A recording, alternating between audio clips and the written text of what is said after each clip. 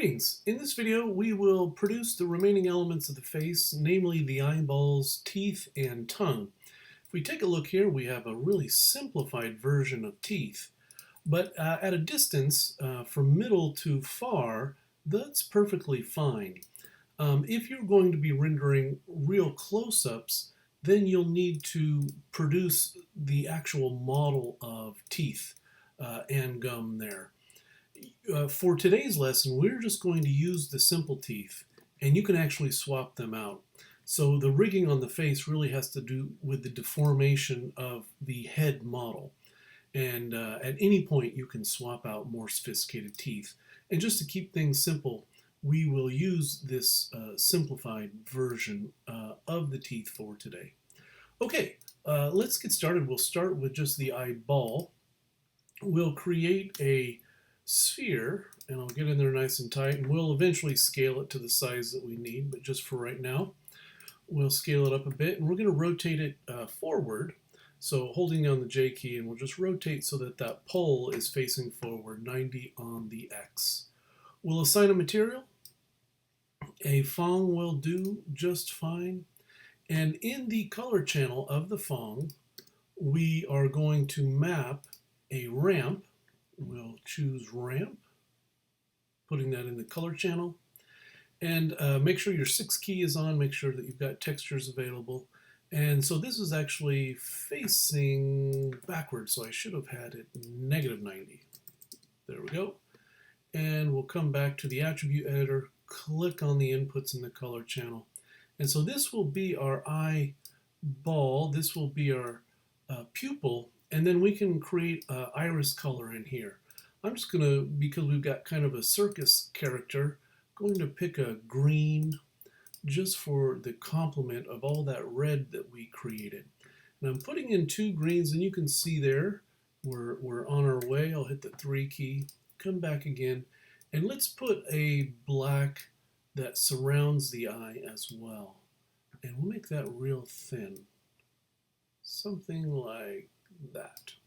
Now, there's no kind of variability in the iris, so let's come to, you can choose either one, or we can do this on both. Choose one of your color anchors, and in the selected color, and we added the color so that we could find it here in a moment. Let's map a fractal. So we've clicked map on selected color. This is the anchor I have selected. Selected color, we've clicked the map icon, and we're going to add fractal. So you can see that there now, it's black and white. If you come down here, you can see here's color gain. We'll click it, and it's got that same green that we just created. And so we can pick that, and we can do the same on the other anchor point. Let me just click off and make sure we know how to get back here.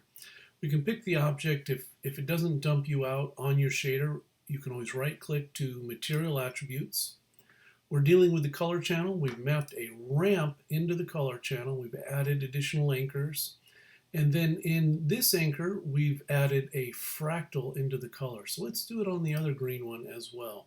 So selected color, I'm going to click that, choose fractal, and then in the color gain of the fractal, we'll choose that other green. So we have just two kinds of colors with the fractal in there.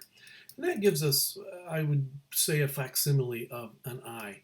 For our relatively cartoony character, our non-real character, this will do just fine. And we'll place this in a little bit. In fact, I'm going to just hide this away on a layer for now. Let's move on to the teeth, or our simple version of the teeth. We'll rotate this up so that it's facing forward, 90 on the X. And let's just come straight into the inputs. And we'll make this 10 wide. We'll remember that number 10. And we'll make the subdivision height 1. And so we've just got 10, 1, 10, 1, 10 wide, 10 subdivisions. And so let's apply our material. We'll also choose a Fong for some shiny teeth. And in the color channel, we're going to map a grid. So we'll come and find our procedural grid right here. And we want to project a UV map. So I'm going to have this selected. We know that we would be projecting on the Z forward. And so we'll come and UV, planar, dialog box, choose Z, and just hit project. And now we see the total grid. I'm going to right click off. I'm also, looks like I have symmetry on. I'm going to just turn that off. And we'll come back to the color channel. I've got my input now where that grid is sitting, and then we're going to jump over to the 2D texture placement icon for the grid. Let me just click off once more and make sure you know how to get there. Right click, material attributes. We see our color channel has a map. We'll click on the input icon, and this time it actually dumped me out into the 2D texture placement. It should come to grid, but sometimes on my version of Maya at least, it dumps me out into the 2D texture placement. But I was after that anyway, so I'll click here, and we're just going to map that. So we're going to repeat 10 and 1, and there are our teeth. They're currently black, so we'll come back to our grid, and we'll just swap the black and white. So now we have white and black. Then we'll do one more thing. Whenever you're putting shadows into a texture, that's considered baking. So because the teeth are always going to be inside the mouth, they should be darker at the top. Even though we'll be lighting and having shadows, we will bake a little bit of that shadow here by coming to the color gain. The color gain is just the maximum amount of color. So when it's white, that means you have maximum color if you wanted to turn it down. So what we'll do is we'll map a ramp in here. We'll come and, hard to see which way it's going. And so, right, we put the black over on the right. And what we're attempting to get, yeah, something like that. So you can see where that shadow is. And that'll just help it feel a little bit more integrated into the scene with a little bit of shadow on top. Now, when I dolly it around there, yeah, right there, you can see we're getting sheen because we have a Fong. But we wouldn't want that sheen on the black, right? This is supposed to be the area in between the teeth. And with that sheen, it'll kind of affect the illusion that these are separate pieces. So I'm going to come back again. You can right click. Oops, got out of right click, pull down to material attributes. Here we are. And we're going to come down to specular color. Specular is what we see as the shiny part. So if I crank that up, it's real shiny. If I turn that off, it's not shiny at all. So let's map that same grid in there. And where it's white, it'll be shiny, and where it's black, it won't, right? Because here it is black, it's not shiny. Here it is white, it's maximum sheen. So we'll come to specular color. We will find that grid, which we had. You see that it doesn't match up. We'll come to the 2D texture, and we remembered that it was 10 and 1. And then we'll come back and we'll invert, right? Because we need the white part to be shiny and the black part not to be. Now it's a little bit hard to see in the preview, but when you're rendering with your lights, it does make a little bit of a difference. So just a quick review, we just mapped a grid into the color channel. The main thing we did was repeated it 10 and 1. We put a ramp in the color gain so that it's a little bit darker on top. And then we came and we put that same grid in the specular color. We inverted the colors and also repeated that 10 and 1. So there is our kind of panel for teeth. And now we'll rotate, or I should say, deform it. We're going to come to nonlinear bend. I have the object selected. Deform nonlinear bend. This gives us our bend deformer. It's currently sitting in the wrong direction. We need it to also be 90 on the Y. So it came out by default with 90 on the X. We've updated it to 90 on the Y. And now we can come and change the curvature. Sometimes my middle mouse button is getting stuck, so I'm having to click a few times. So there we've got it, and you want about 60, right? And you can kind of see something like that. So we've got about 60 there, and you'll recall that with deformers, if I hit the delete key, the mesh will snap back. So we want to pick the object, and we're just going to say delete by type history. Now in many lessons leading up to this point, when we wanted to delete history, we said delete all by type. Now that we're getting into rigging, need to be more aware of what you're deleting the history for. So I've just got this selected and I'm not going to all by type. From here on out, we'll be very definitive in what we are deleting the history for. So I'm deleting the history for this poly plane. That gets rid of the deformer and maintains our deformation. So there's our teeth, and of course, with that shadow on there, right, it would be the same thing underneath. So there we could, right, we've got a little bit of shadow baked on, and we've got some shiny teeth. And if those teeth are too shiny, actually I think they might be a little too shiny, right? We know that the specular are white, so we'll come here and we'll just come to our filler color, right? If we made that all the way black, it wouldn't be shiny at all. So we'll put it maybe just in the middle to get started. And this, of course, will change with our lighting. Okay, so our new teeth, I'm just going to put away on the layer that we had with the eyeball. And the final thing we'll create is a tongue. And this will be pretty simple. We're going to jump into the side view or front view, and we're going to delete the bottom half. And we're just going to shape this. We'll rotate it forward, right? And then we can squash it down. And if we look in the perspective view, we can scale that out. And we've got a basic tongue. Now, in terms of the modeling, right, maybe you want to pull that in a little bit. Maybe we want soft select on when we do it. I'll scrub this way back down. So you could pull that down a little bit, and then maybe we get these on the other side and pull those up. And so that gives us just a little bit of shape to our tongue. We'll assign a material. We'll also make this Fong, although we do want the specularity way down, just because we don't want the tongue too shiny, a little bit shiny. And in the color, we're just going to map a fractal. So nothing too fancy here, and we'll just pick two colors. That might be a little too pink there. And then you can scrub these back and forth and try to get something there. We just want variability in there so it just doesn't look like a flat color.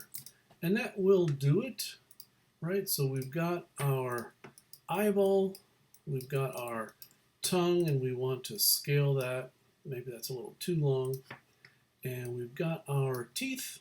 And then just one thing, I'm actually going to hide those on another layer. And let's place this eye with our head. So I've got all of my others hidden. And so let's place this eye here. And we'll jump into this view, and then we need to scale it. And we'll talk a little bit about our eyelid. We're not 100% finished with our modeling. We're going to do a little bit more modeling to give us an eyelid. And that's about right. Maybe we'll make it a little bit larger. Again, for a cartoony-ish, not purely cartoon, but certainly not photoreal. Kind of somewhere in between. And we'll give it a little bit of white just for our placement, for a generic starting point. Right, so that eyeball is kind of, the eye itself is sitting smack dab in the middle. Now we want one on the other side. We'll hit Edit Group, and you know that that just quickly gives us a pivot point on the center line. And we'll come to Duplicate Special, and we want -1 on the scale. Right, if I just hit Reset, we're coming to Scale, typing in -1, and hitting Duplicate, and that gets it over in the exact right spot. Those might be a little close together. If you wanted to pull that out, right, maybe we'll do that. I'm just going to pull this over a hair, and I'm going to ungroup it just so that we can quickly group it again. Right, when I moved it over, that affected that center line. And then we've already got the -1 in there, so we can just hit Duplicate Special again. And we've got the eyes on the other side. All right, and then let's bring back our teeth and tongue. We'll pull these out, and in our orthographic views, we can place. And then we'll scale. And we'll place these one at a time. So this will push back, and you can rotate. Because the mouth is slightly open, those bottom teeth would also be slightly rotated. Our top teeth, though, well, we can rotate them a little bit just to give it a little bit better fit. And then our tongue, of course, will pull back. And if your tongue's too big, right, we can scale it to fit. And the tongue, actually, your real tongue is quite elastic. And so if we were making this character speak and needing to use the tongue, we would use a variety of deformers on that tongue. But that's about where we want it for a generic starting point. And maybe I'm going to scale these teeth up a little bit, and we can kind of pull forward to contour them a little bit. And that looks about right. So we've got our basic character to begin the elements of our face. Simple teeth. You can complete the rig, facial rig totally, and then if you have the time to model more advanced teeth, you can do that and then just swap these out. The rig on the teeth are very simple. The bottom teeth are simply parented to a joint. So you could delete these, swap in your new teeth, and just parent them, and everything would work according to your face rig. All right, I'm going to take a quick time out, and then we'll come back and we'll talk about preparing the eyelid for the cluster deformation. Be right back. Welcome back. We are going to spend a little bit of time here adding a little bit more detail to the eyelids. If I double click my loop here and we just were to squash that, you can see that it's giving us a nice eye action. But our lid should actually be rotating around, not just traveling up and down. For a cartoony character like this, or a cartoony-ish versus a photoreal, you could probably get away with that. But let's take a look at creating a cluster and having it rotate and travel around the eye. What we'll need to do first is give ourselves a little bit of additional edge in here. So I'm going to create 2 additional edge loops. We'll come to the one mode, and let's even just turn off that texture so that we can see. We'll come and with the multi-cut and the 50%, we'll put an edge loop there, right between our pole and the first loop of the actual eye. And then we'll put one on the other side there. So we've just got 2 additional loops. I'm going to double click both of those so that you can see. We added this one and this one. Right, so we've got two additional loops. If you need to do any modeling to conform your lids to the eye, right, I've got a little bit of penetration in here, but you can see when we subdivide it, that's fitting. We could, I've got symmetry on, I believe, yeah, we could, make this a little bit wider in this direction. Come and pick that vertex and pull that up just a little bit, maybe pull this one down a little bit. So you want to contour to your eye, this outer edge here. And then once you've got that fit kind of snug, and right, we want to check with our texture on. So that looks about right. Now we're ready to subdivide. So we'll come to Mesh Smooth. And just a word here, in the lab lectures that are upcoming, I have students smooth twice, and that's because in the lab at school, we've got robust workstations that can handle 2 subdivisions. I know many of us are working on laptops, and so not quite as powerful as a workstation. So we'll just subdivide it once. All the workflow will be exactly the same. You'll just have a little bit less smooth on an extreme close-up. So as long as you're not doing an extreme, 4K close-up, one subdivision is actually fine. Okay, so we've subdivided that. You can see we've got the extra edge loops. If we come and look at our UV map, you can see that that's subdivided nicely, and we've got those extra loops, all of that extra information in there. And let's make our selection. I'm going to hide the eyes and turn off the texture. And we'll come to the Paint Select tool, And we know that the B key, scrubbing left and right, allows us to change the size. And we're going to come in and just select, and I actually want soft select off. We're going to be doing one eye at a time. So let me come back, come to vertex, click off, and symmetry is off. Here we go. And I don't need soft select on. We'll come to paint select, brush key, and we're just going to select about here. We're going to, if you think of where this point is, this star point or pole vertex, right? That's about our lid.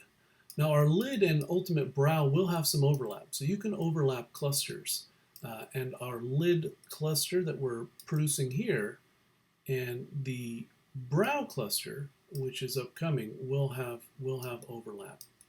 It's really challenging to get in here because we can't come inside the head. We have that eye cavity. And as I've mentioned before, I'm going to hit the F key just so I can rotate around.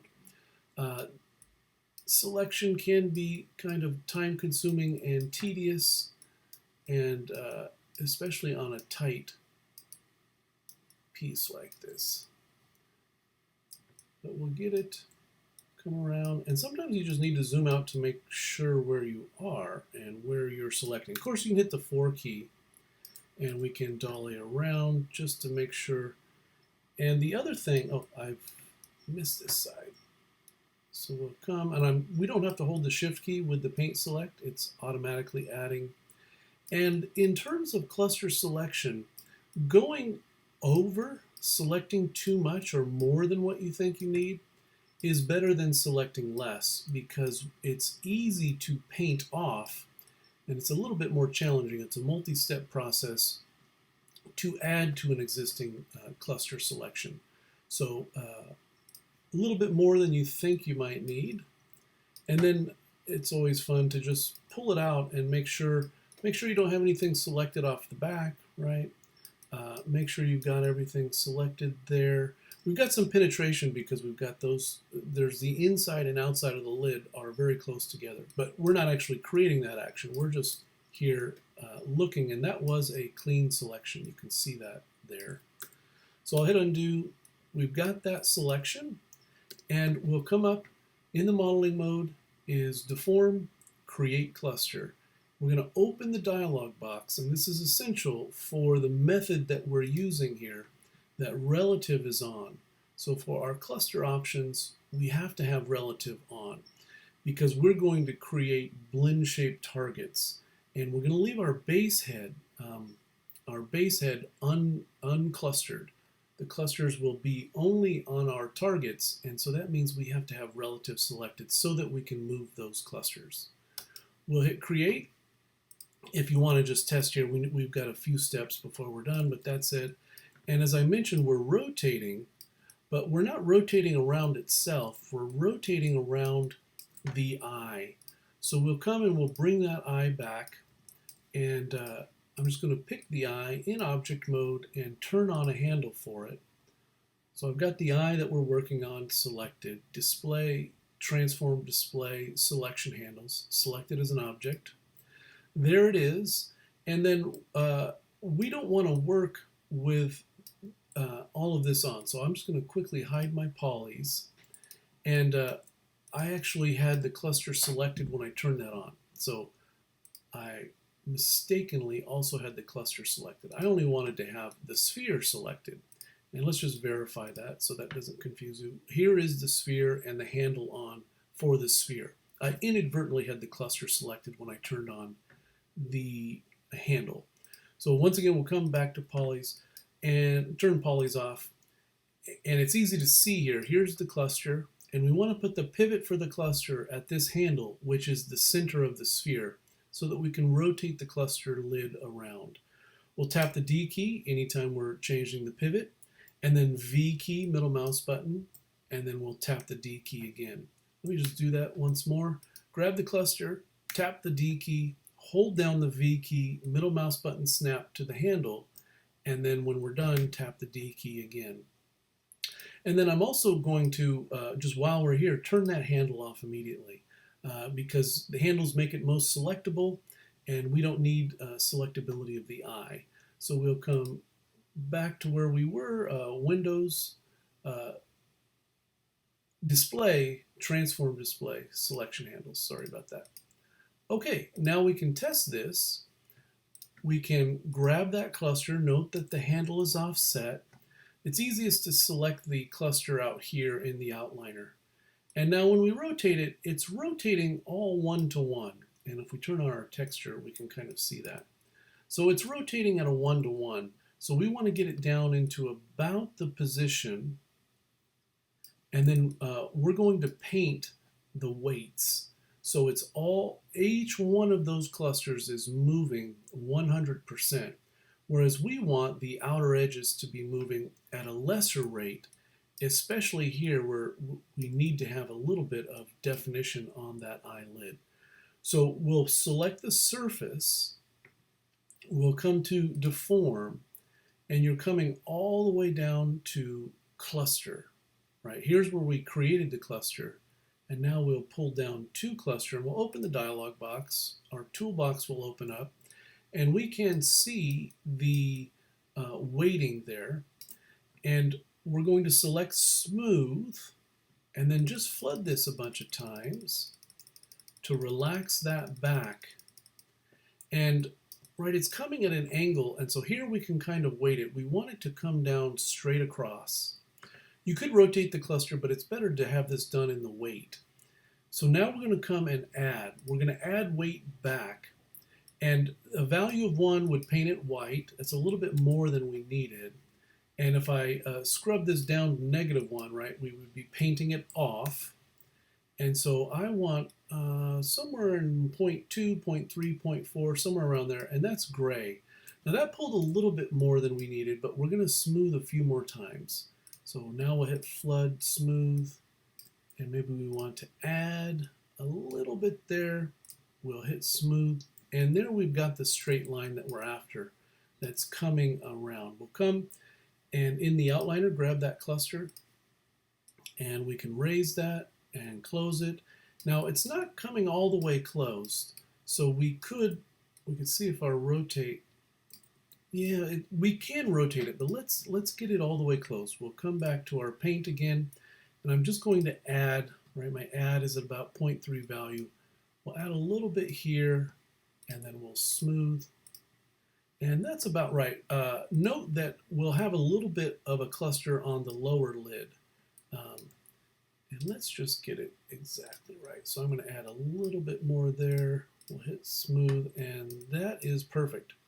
So when the eye is coming all the way closed, we probably want the lower lid cluster to meet it. So maybe the upper lid is about 80% travel, and the area under the eye is making up the remaining 20%. You can always rotate back to 0 to get it where it was, and we can see that that now comes over, and we've got a good lid to be able to deform our character. All right, I believe that's all you'll need to do to warm up for the lab lessons. Just a note, we're selecting all of the jaw vertexes, our 2 brows, our 2 lids. You have the option of creating clusters on the lower lid if you wanted to make the character squint rather than just blink. And that is it. You should be able to pick up the lab videos and produce the rest of this. Questions in the discussion forum? Have a good one.